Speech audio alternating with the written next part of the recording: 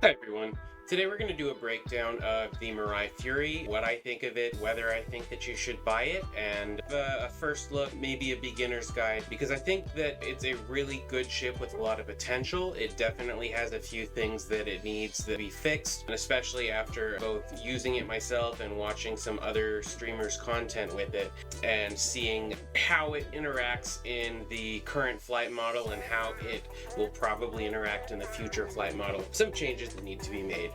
But I was able to rent the MX and then have two copies of the standard version. One of them I equipped with repeaters, and I actually wasn't able to test that one in this video because my A2 despawned. During the process, I was able to fly it with the NBD-28s and an FR-66 shield, was able to dogfight against a Razor, was able to do a couple very low risk bounties, just get a feel for how it performs in asteroid fields and in dogfighting combat. And overall, I really like it. One of the things that Avenger 1 brought up that I definitely agree with is that the wing durability is definitely a major problem. I was trying to nudge one of them down to the ground because I had an issue with the ship picking itself back up. I forgot to turn the engine off when I got out. That's still a bug in Star Citizen if you're not aware. Always turn your engine off before you get out of your seat, especially if it's a small snub that's going to have a tendency to just kind of drift off. But anyway, just nudging it down to the ground, I ended up busting one of the wings off, busting one of the guns off. Same thing, trying to squeeze two of them into the 600i. As far as wing durability, yeah, as soon as one of your wings takes damage, you're going to go into a death spin. I experienced that a couple times when I was messing around with it, and because of the way that the thrusters gimbal, if you lose one of your lower thrusters and you do any kind of maneuvering, you're going to start spinning really fast.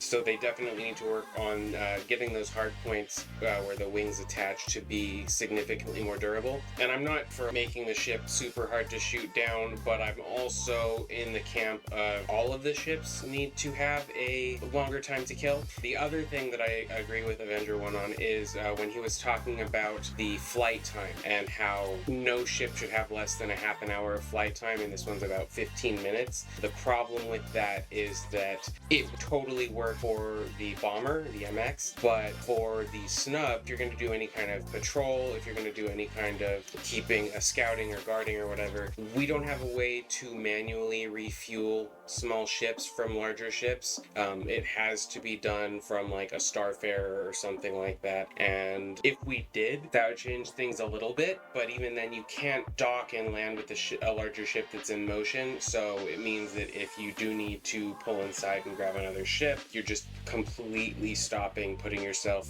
vulnerable, and so the ship definitely needs to have a larger fuel tank.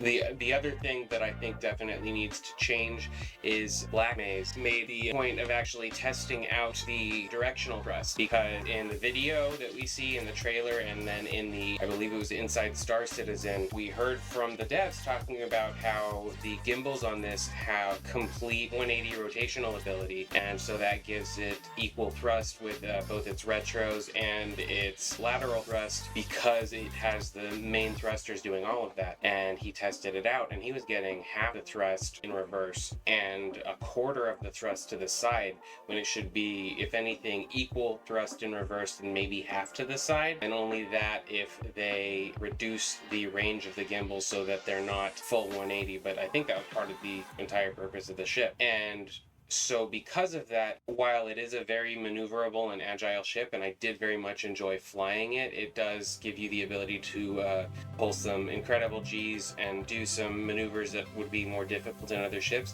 It still doesn't have the nose speed or the ability to flip like you see in the Star Citizen commercial, and that is something that we don't need 100% commercial accuracy like BlackMaze said, but I do believe that we need to keep the ships close to what they're advertised as far as in-game performance, and hopefully we'll see more of that with the new flight model, but hopefully also they go ahead and make some tweaks, update it so that it flies the way that it says it's supposed to, so that the sticker's accurate.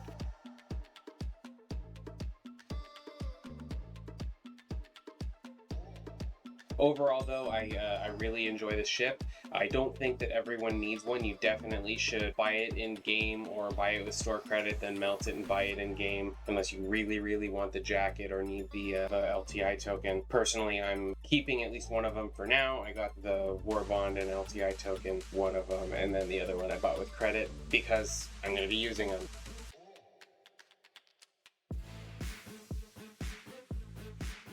I think that they're really good for just keeping around in case you have a friend who has a Caterpillar or a C2, or in my case we have an Org, and so we've been practicing flying together as a squad, and that's something that these are really good for both racing or for combat training, because you can squeeze a bunch of them in and even squeeze extras in, so that say you're in a Carrack and you start popping them or you're shooting them down or whatever, you have backups inside that you can go back in once you respawn from the Carrack and fly more out. I think that that's a useful thing for both missions and also for practice in general. Also want to be able to use it in Arena Commander, and I believe they actually fixed that yesterday or today so that you can actually take them in. If not, they said they're going to do it soon.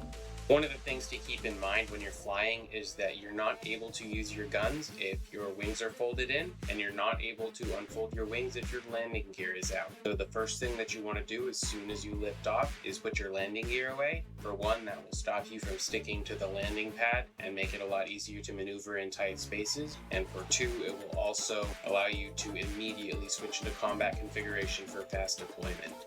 But yeah, so very fun little ships. Definitely need some work on the MX, because just missiles in general right now are either overpowered because you can't throw them, or underpowered because they don't hit, and there's not really any middle ground there. And so like I took the MX on a mission and barely managed out of 20 missiles to take down, I think, a Gladius and something else. I'm gonna pull a page out of Mork's book. I'm not an architect, but I am an engineer, and from that perspective, overall, I really like the way the ship's put together. It has a great aesthetic. It has a great positioning of the pilot right in the front with a massive viewport that allows you to see everything around you.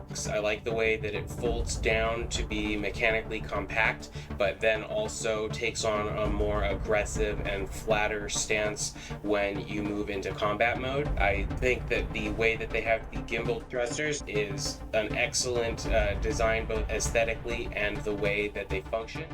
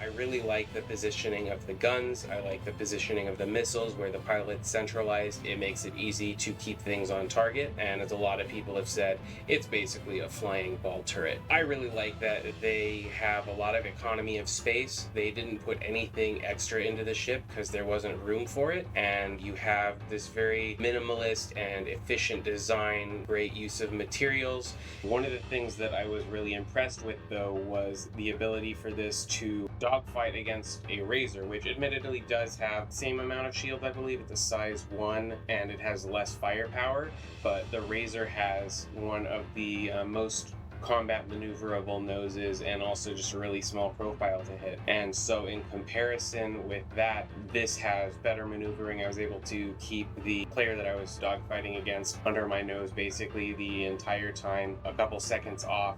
And at first you'll see in part of this that I did not have the target status up on my MFD, but after I switched it on, I took a little bit of a pause and switched it on, I was able to see that I had not only already knocked his shield down and had it down for a good portion of the time, but I'd already done some nose damage. And as you can definitely tell from watching this, I'm not an amazing pilot or anything, and I do agree again with what Avenger 1 said about you won't be able to get the most out of it unless you're top tier dogfighter, but I also don't think that no one is going to be able to use this unless they're top tier dogfighter. I think if you even go take a couple classes either with him or with some of the other groups that'll teach you to dogfight and teach you the basics and stuff and their orgs and stuff, I can link them in the description down below.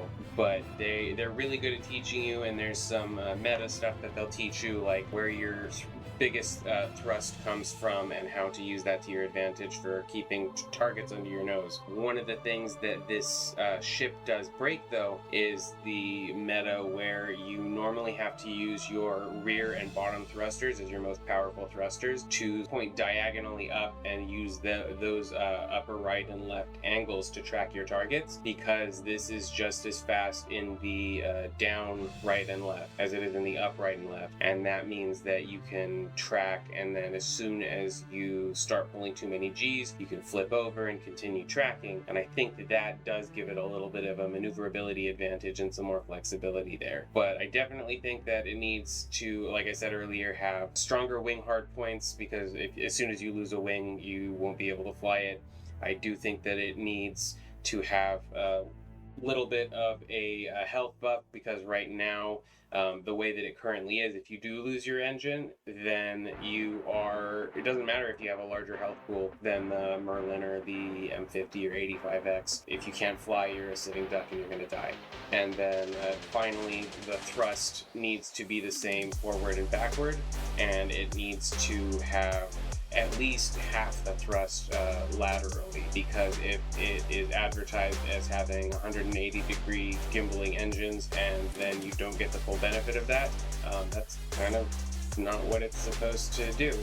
They said it has the ability to maneuver as the most agile ship in the game, and there are other ships in the game that have more nose agility and better lateral and whatever thrust, so that needs to be fixed.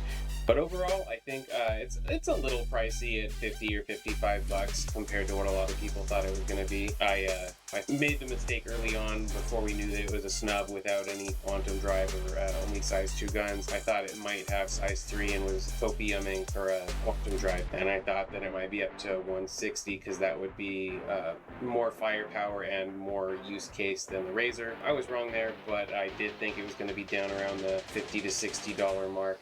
And so it was 50 and 55 with the war bond. It's a little bit high for a snub, but I think if they do make these changes, it will actually be worth that. And overall, I like how it flies. I like how it looks. I would recommend that at least during Fleet Week, you take a chance to rent it, fly it around, see how you like it. And overall, I think that it's a great little snub, and I think that, especially once it's available in game, definitely a lot of people are going to pick it up and at least keep a couple of them at all times, just so that they have the opportunity to defend their larger cargo ships, keep it in the corner of your C2, or if they allow us to stick it onto hull A's or hull C's, or even just keep it with your mining ships for scouting and stuff. Thank you for watching. I really hope that you enjoyed this video and found it helpful. If you do, please give me a like and a subscribe, and enjoy the rest of the clips. Have a good one.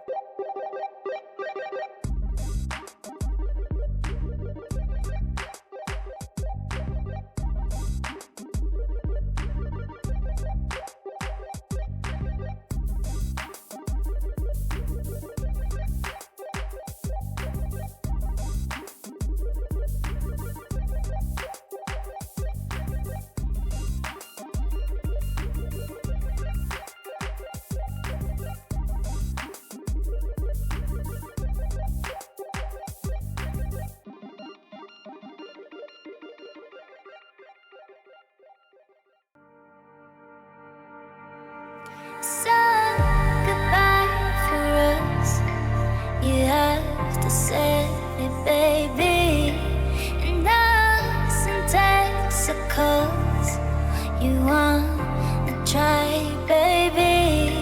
I know you can, I know your heart, and you will figure out you love me now, now, now, now, now, now, now, you know I gotta leave. You love me now, now, now, now, now, now, you know I gotta leave.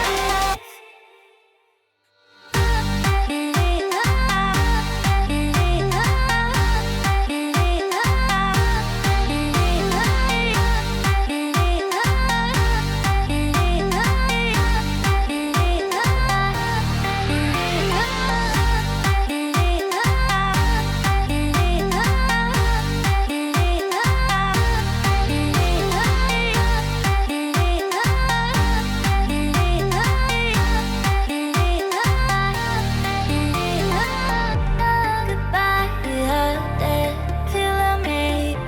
Goodbye, you heard it, feel me. Goodbye, you heard it, feel me. Goodbye, you heard it.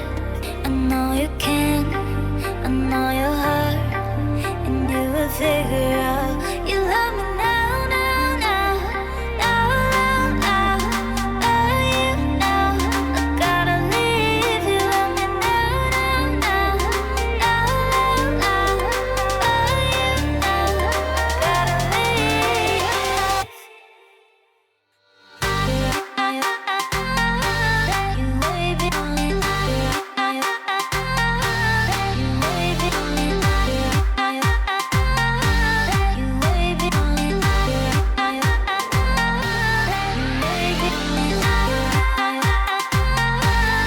wave it on it.